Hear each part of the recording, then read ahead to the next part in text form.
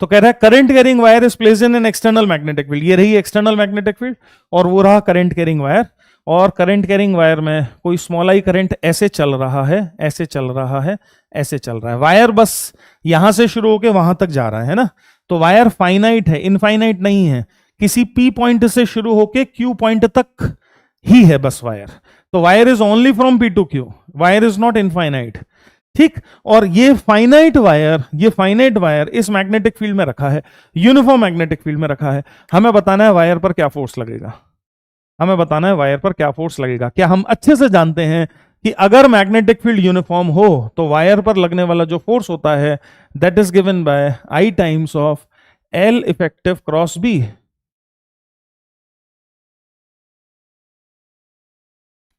केवल एक ही कंडीशन है, केवल एक ही कंडीशन है, क्या?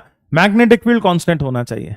केवल एक ही कंडीशन है, मैग्नेटिक फील्ड कांस्टेंट होना चाहिए। और मैग्नेटिक फील्ड कांस्टेंट है, मैग्नेटिक फील्ड कांस्टेंट है। तो क्या हमें केवल L इफेक्टिव निकालना है? बस केवल L इफेक्टिव निकालना है। तो क्या L इफेक्टिव P से, स्टार्टिंग P से Q खत्म हो रहा है, तो क्या मैं P से Q को जोड़ दूं? क्या ये L इफेक्टिव हो जाएगा? देखो मैं P से Q को जोड़ दूं, दैट मींस इस पूरे कर्व्ड वायर की जगह अगर मैं एक स्ट्रेट वायर जिसकी लंबाई हो जाएगी कितनी, 2r, डायमीटर के बराबर, अगर मैं एक स्ट्रेट वायर जिसकी लेंथ हो 2r इमेजिन करूं और उसमें उतना ही करंट I करंट P से Q जाता हो, तो जो इस इमेजिनरी वायर पर फोर्स लगेगा वो इस पूरे स्ट्रक्चर पर फोर्स लगेगा। ये है इफेक्टिव लेंथ का कंसेप्ट, ये इफेक्टिव लेंथ का कंसेप्ट। और हमें तो केवल मैग्नीट्यूड की चिंता करनी है। हेंस सीधे सीधे मैं लिख रहा हूं F is equal to I, B की जगह B रहा और L इफेक्टिव कितना हो गया, 2r,